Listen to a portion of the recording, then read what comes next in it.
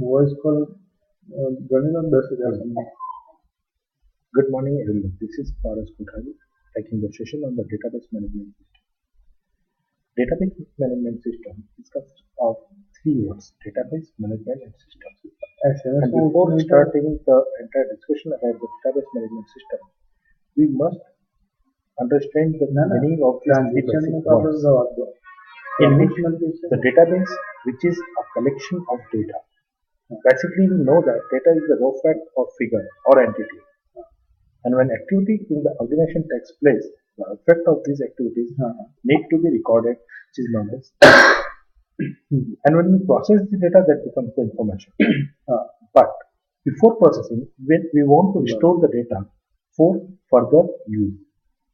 So basically, database is the hierarchical approach of storing the data, in which data becomes information, or can say record, then decode, paste file, and file becomes database. And when we have so many data files which are interrelated in one single structure, that is known as database schema or database. Another thing is the management. Management means creating, manipulating, and controlling the data. So here management means creating a database, managing the database, controlling the database, accessing the database, etc. These are some functions which can be identified as the management functions for the database. And system is a set of interrelated elements which work together to achieve the central objective. So here in the case of database, we can see that there is a system in which there are few components working together, such as query analyzer, database storage, query processor, etc. So DBMS completely can be known as database management system, or in one line we can define a system which manages the database. Formal definition, if we see for a database management system is a collection of interrelated data and a set of programs to access those data. The collection of data usually known as database, and the system which manages the database is known as database management system, as I said earlier also.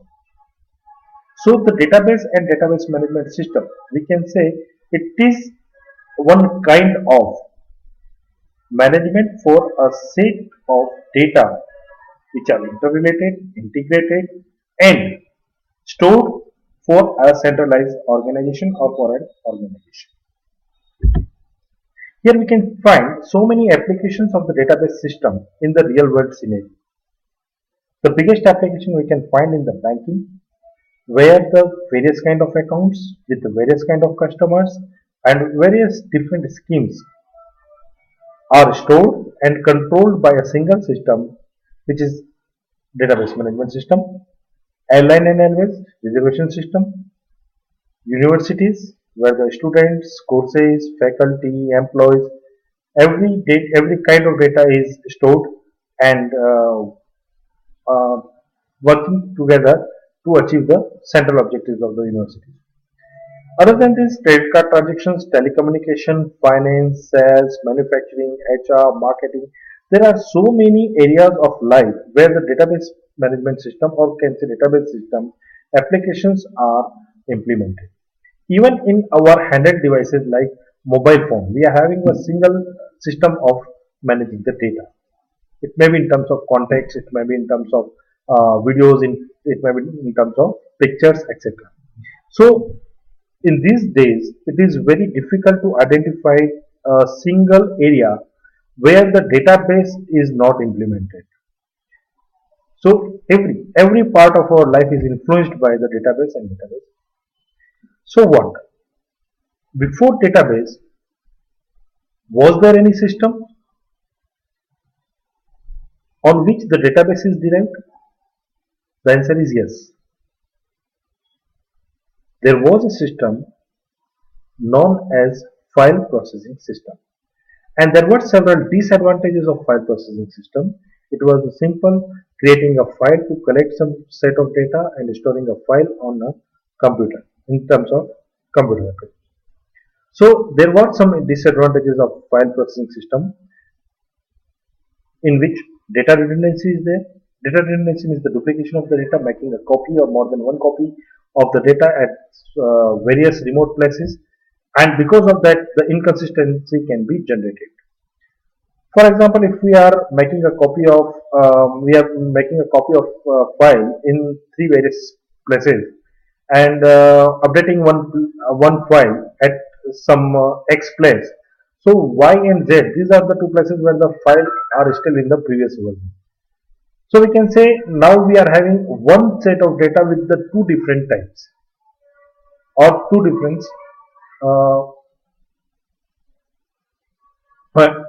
sorry words. So which generates the inconsistency. So if we are having more than one copy, at the same time we have to update all the copies, otherwise it will generate the inconsistency. So because of this inconsistency, the data becomes the invalid for any processing or for any information generation. Accessing data is also difficult if they are stored on the various places. Data isolation is there. Some integrity problems are there because as we are saying in the file, so every file is a separate entity and we cannot join or we cannot relate two files together. So integrity problem was there, atomicity problem was there, concurrent access anomalies was there, means we cannot access two or more than two people cannot access a single file at a time. Either if they are accessing, in that case also the file will get some sort of errors in storing and some sort of bugs in accessing further. And the most important security problem was there because it was decentralized at different locations, so it was very difficult to manage those issues as a security issue. If you view the data, so data abstraction is the level where we can say the database system is a collection of interrelated files and a set of programs that allow users to access and modify these files. The important purpose is to provide data in abstract way. Abstraction is way of data retrieval in which developer hides the complexity from user.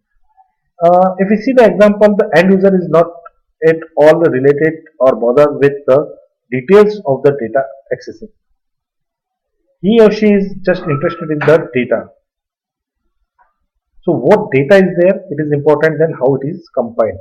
So abstraction is like that. So we can define the data in three various levels. One is the physical level, another is the logical level, and then the view level. In which the lowest level is the physical level, where how the data are stored is described. The complexity of the data storage is explained in this level, at this level. While in case of the logical level, we relate the data with each other. And on the basis of those simple structured relations, we can describe the database in terms of a complete unit. While in the view level, which is the highest one, describes on the part of the data, there may be so many views of same database as per the requirement of the user. So view is the abstract level of the data and which is defined for the user, in which the data table or data file is defined on the base of the requirement of the user. So from a single database we can derive as many views as we require at the various level. Now we discuss about the storage of the data. The model is important because the model defines the way of storing and accessing of the data. So we can say that a collection of conceptual tools for describing data, relationships, semantics, consistency constraints, and other things related with database is known as data model. And data model provides a way to describe the design of database at the logical level. So there are various levels we can say related with the database management, and ER model, entity relationship model, relational model, object oriented model, object relational model, hierarchical model, and network model. These are few models which are defined in previous era of the database management system, in which we know that the ER model or entity relationship model and the relational model are the more conceptual and more latest to implement for relational database management system or database management system, in which ER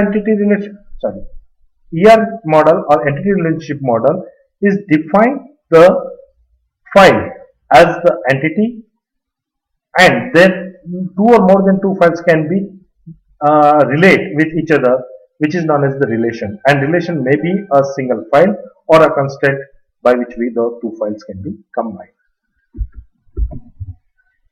In languages, if we talk about the database languages, so database normally we know as SQL, structured query language, which is the fourth generation language which is used in database management system to fetch the data at the various points with the various handles. And that SQL can be defined or SQL can be classified in data definition language, which is related with the definition of the language, like creating and altering the tables and etc. Data manipulation language, by which we can manipulate the data, including fetching data from the source. So we can fetch the data, we can create the report, and we can do further process with the data manipulation language or DML. Third one is the data control language. Control language allows you to define the controls for various users at various levels for the database. For example, there are read only, view, edit. This kind of rights can be given to different kind of users like admin and others. So after that, after language, database system structure is defined in such a way in which storage managers takes part to store the various data at the various levels. Authorization and integrity manager, transaction manager, file manager, buffer manager. These are the several programs which implemented in database system in such a way by which we can manage these different kind of functionalities of the database. Like transaction manager manages the all transactions of the database, whether it is the fetching of data, whether it is the updating of data, whether it is inserting of data, and all those things. Buffer managers manages the buffer memory between the user operations and the database storage. Query processor is there, which is responsible to process the query for like DDL interpreter, DML compiler. We can use these things for query processing.